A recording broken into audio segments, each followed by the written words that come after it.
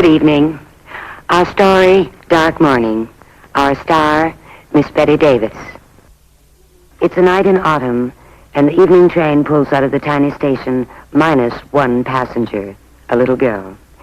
It's very cold, and the little girl knows it. The station master stares at her, and the taxi driver turns away. And there is Aunt Sarah. Drive you home, Miss Whitney? The hack's right here. No, thank you, Mr. Howell. She looks like anyone else, don't she? Not mean, though. She don't look like a mean kid. She'd have to be mean or something. You think she done it, eh? Well, you read the papers, didn't you? Who else done it if she didn't? Well, that thing sure hit me. The day I looked at my kids and I think... Yeah. She ought not to come here. She ought not to come.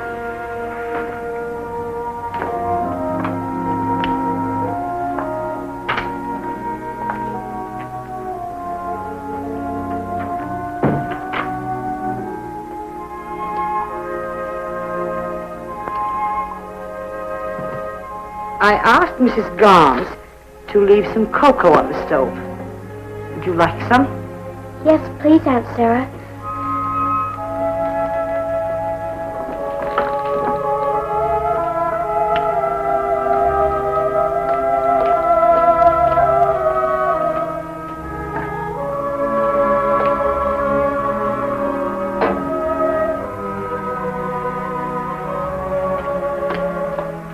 Sit down, Whitney. Put your suitcase down.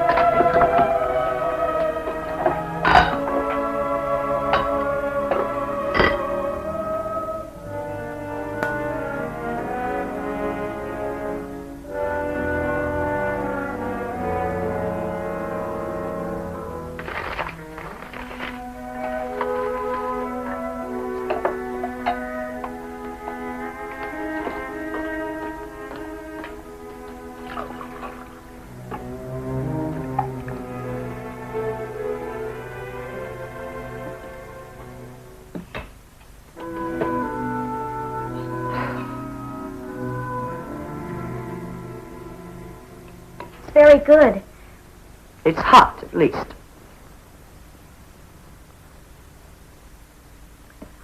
Whitney, I've lived alone for a number of years, and I've acquired habits which are probably very bad, but which I have no intention of breaking. For example, I like absolute silence at breakfast. I like the bathroom kept spotless.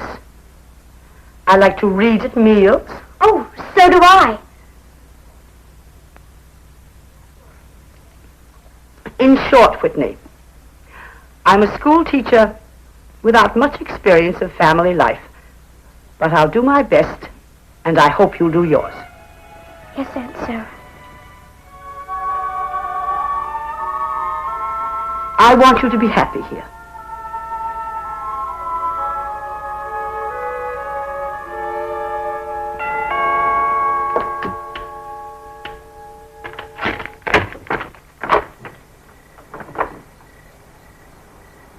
Mrs. Ovanka, Mrs. Peck, Mr. Peck. Miss Whitney?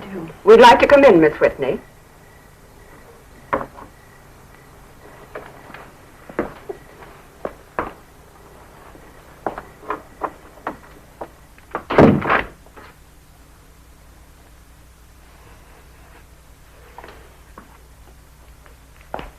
Better keep your coats. The furnace fire's gone out. Please sit down. Miss Whitney, we're here representing the parents of Bonnerton. Yes? We understand you're planning to enroll this, Your niece. Yes, I am. Well, we parents object. The thing is, we feel that under the circumstances, it might be kinder to the child if... Because the other children might, say things. What sort of things, Mrs. Peck? Oh, Miss Whitney, I'm sorry, Miss Whitney, but you know what sort of things. And anyway, that isn't the point. The point is she doesn't belong in a school with normal kids. Whitney is not a mental patient. She has been under the observation of trained psychiatrists for a full year. And she was released to me as normal, with no reservations whatsoever, able to lead a normal life. Miss Whitney, that kid killed her mother and father.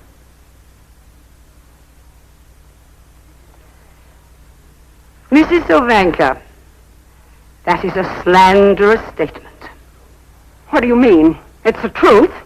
No charges were ever brought against Whitney. She was never even tried, except in the newspapers and in the minds of the ignorant. What do you want, a house to fall on you? She was there. Nobody else was. Doors and windows locked. And the gun, the mother's gun. Lower your voice, please. She'll not go to school with my kid, I'll tell you that. Miss Whitney, it's just too tough. It's not just the other kids. It's the publicity. Very well.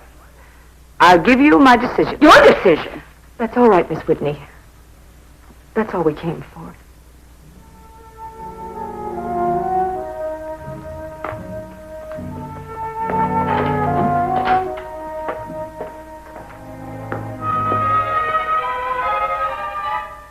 She up there? Yes. I'm sorry, Miss Whitney, but I wouldn't be in your shoes for $1 million.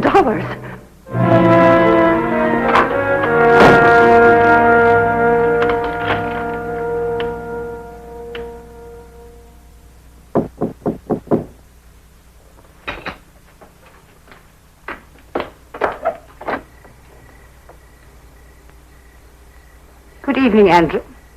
Not interrupting supper. We've just finished.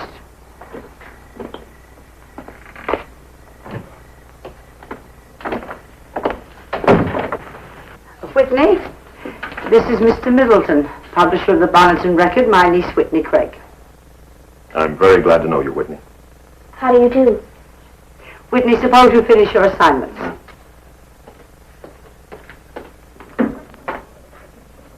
The cake looks good. You make it? No? Would you like some? Please. And coffee. I thought that you were politely asked to keep Whitney out of school. I'm giving her lessons at home. Temporarily. I may as well tell you, Andrew, you've come here with any idea of getting some sort of story about Whitney. Sarah, is it just instinctive with you to try to mop the floor up with me? You know you're almost the only enemy I've got. I can hardly believe that. Well, you're the only one I really mind about. And you have such great possibilities, and you waste them all in solitude and bitterness. Oh, can I help you with those? Presumably you didn't come here to help me wash the dishes. Sarah, who killed Whitney's parents? I have no idea. Why couldn't the police find a single lead? Somebody must have at least disliked them. I disliked them. Intensely. I can't say that I ever cottoned to your sister myself. Jane was father's favorite. She was very like him, domineering and ruthless. I used to cringe in front of father like a little whipped dog.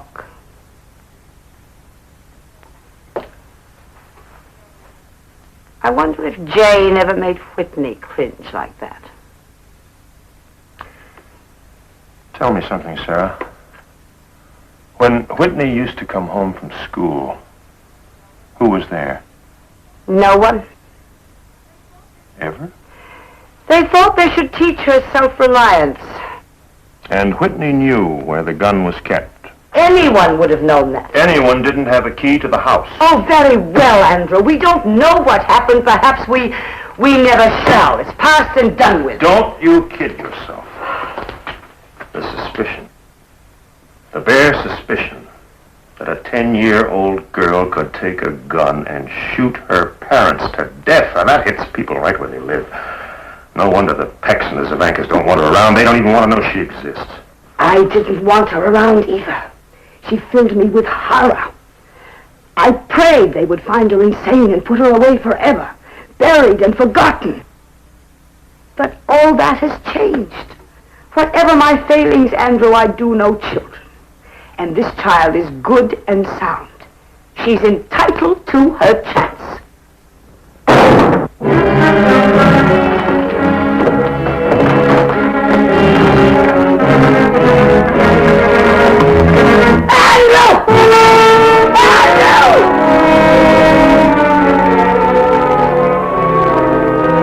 It's all right. It's just red paint.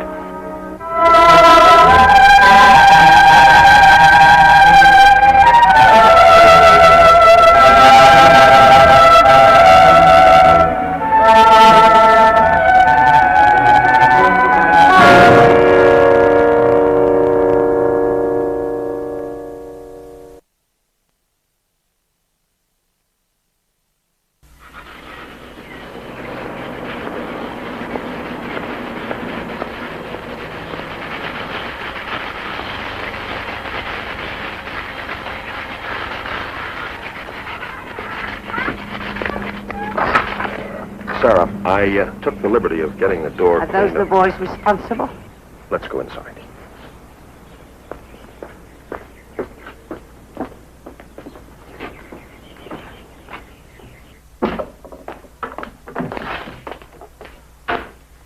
Those are the boys responsible, aren't they? Kid who carries the route for me was out collecting. He saw them, recognized the car. Who are their parents? I've spoken to their parents. It's not sufficient. Well, I think it is. Believe me, they're not proud of themselves. They've had it coming and going, yelling fathers, weeping mothers. Nevertheless, I intend to see they're properly punished. Sarah, you're not going to solve Whitney's problems by resorting to the rack and the thumbscrew. Love them that hate you and do good to them that despitefully use you. What's wrong with that? I'm afraid it is beyond me. Afraid nothing, you're proud of it. How many years is it you've hugged your grievance against me? I don't want to discuss that. No regrets, huh, Sarah? No soft second thoughts? After all, my offense was inspired by passion as much as by whiskey. Strange as it may seem, now I wanted you, and I thought that you wanted me, and for this I got my teeth kicked in. No mercy. Not one grain of mercy. Perfect, implacable, virginal self-righteousness. Is that enough for you, Sarah? Does it keep you warm at night? Andrew! When are you going to learn a little humility? You need it, old lady, how you need it. For your own sake and Whitney's.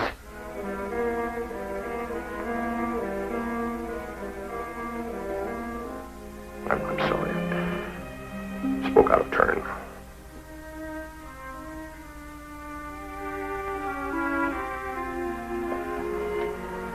Here's what I mean. If you want any kind of acceptance for Whitney, you've got to loosen up a little. Compromise. What do you mean by compromise? Damn the child with half-truths. Partially innocent, only slightly guilty. I mean settle for what you can get. She's set apart. You can't change that. So teach her to live with it. I want her to know I believe in her. Sarah, don't you realize she may have done it? Happy birthday to you. Happy birthday, dear Sarah. Happy birthday to you. Whitney, how did you... Mr. Middleton told me. The cupcakes were Whitney's idea. Well, this is... It looks like a present there, too. Many happy returns of the day, Sarah.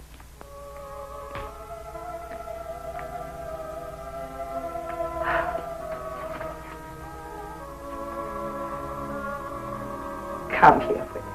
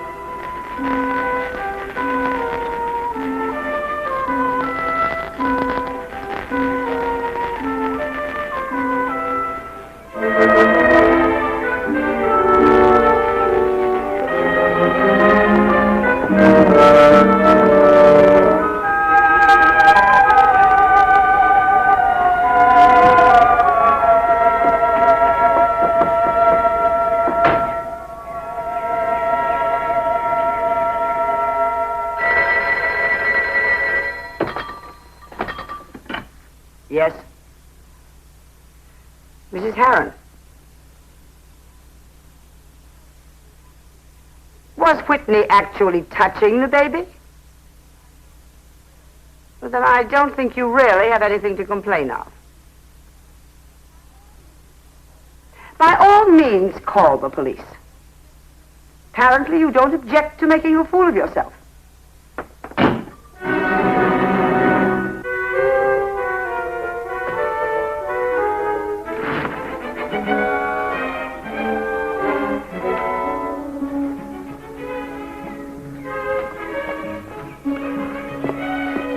Whitney!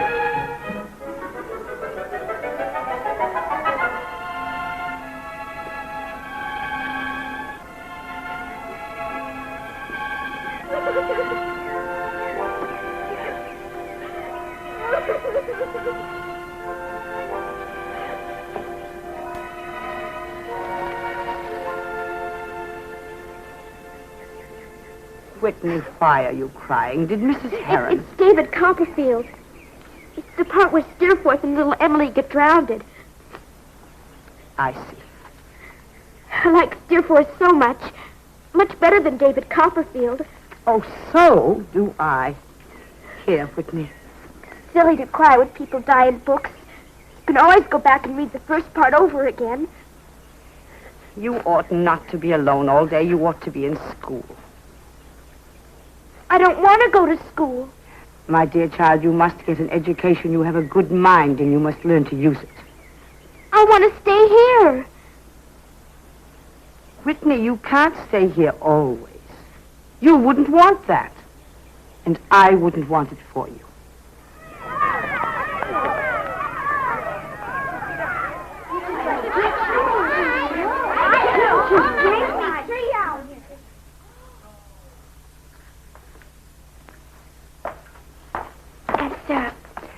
Mrs. Kenyon, this is your new pupil, Whitney Craig.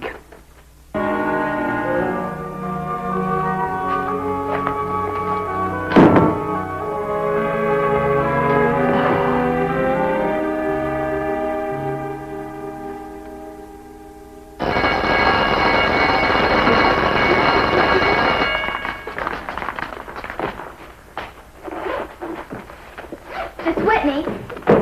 See me tomorrow, please. It's about the assignments. I won't be able to do them because, well, I have to go out with my folks. Your social engagement should not interfere with your schoolwork. You may give that message to your parents. My parents are going to take me out of this school because of some of the teachers they have here and the teachers' families. Good night, Marjorie. In the morning, I will call on you first.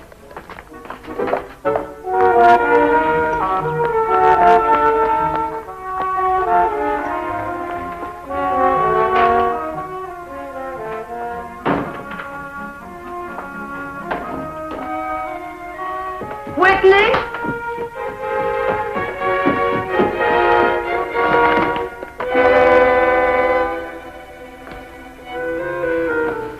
Whitney?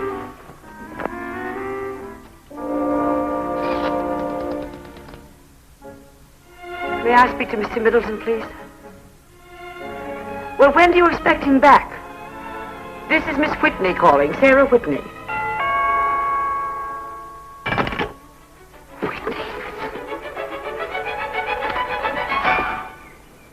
What's wrong, sir?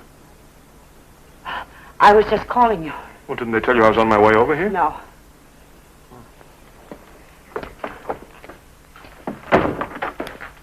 You're all right. Yes. I hope so. Look here. What is it? Your sister ever speak of a man named Bernard McDougal? I don't remember. Well, they worked in the same office. Matter of fact, she was his boss. Oh, yes. Yes, she called him Barney Google because I believe he wore very thick glasses. Andrew, Dateline, New York, today's date. Bernard F. McDougal, a sandy-haired, bespectacled bookkeeper, today was arrested and charged with murdering Mr. and Mrs. Malin Craig a year ago in their home in Bronxville. McDougal, who readily admitted the double shooting, so forth and so forth. Seems he took your sister's keys out of her purse at the office. He had them duplicated, And he just went out there and let himself in, and that was it.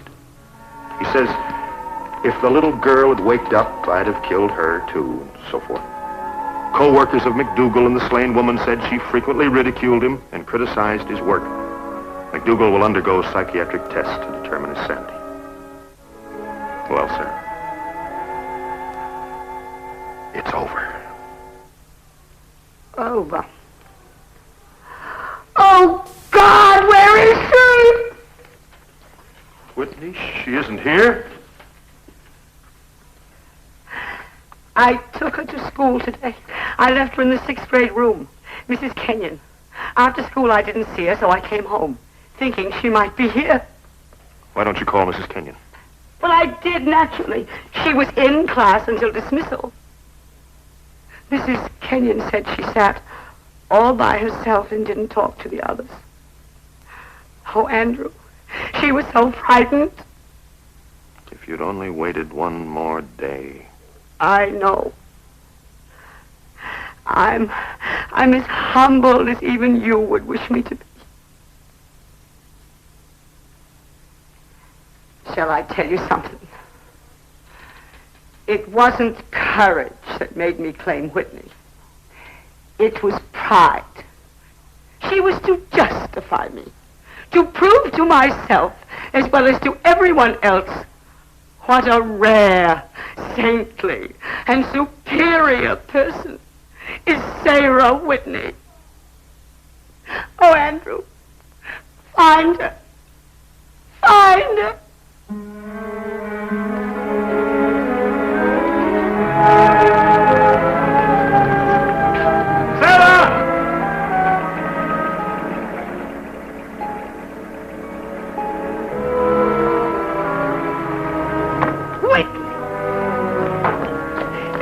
You know what time it is, Sarah.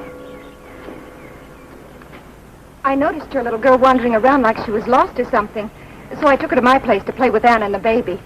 Whitney should have telephoned. That's all right, Mrs. Crawford, and thank you for bringing Whitney on home. It was a real pleasure. Come again soon, Whitney. Mrs. Crawford, did you know about Whitney when you took her? Oh, we know all about that. Goodbye, Anna. Goodbye, Mrs. Crawford. See you at school tomorrow.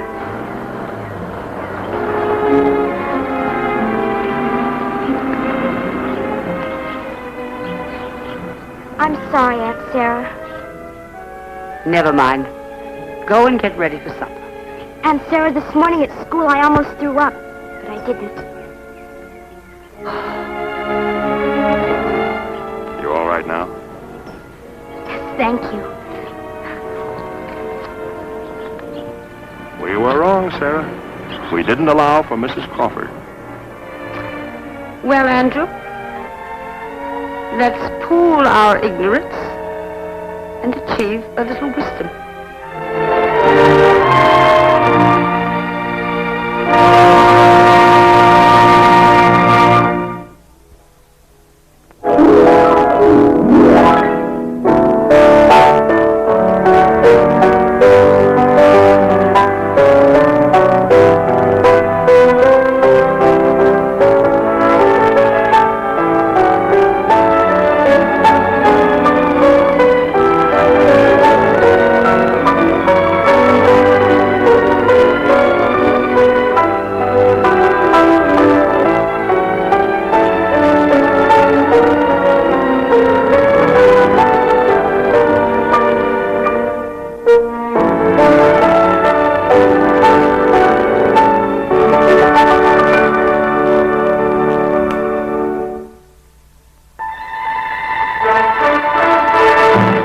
Filmed by 4 Star.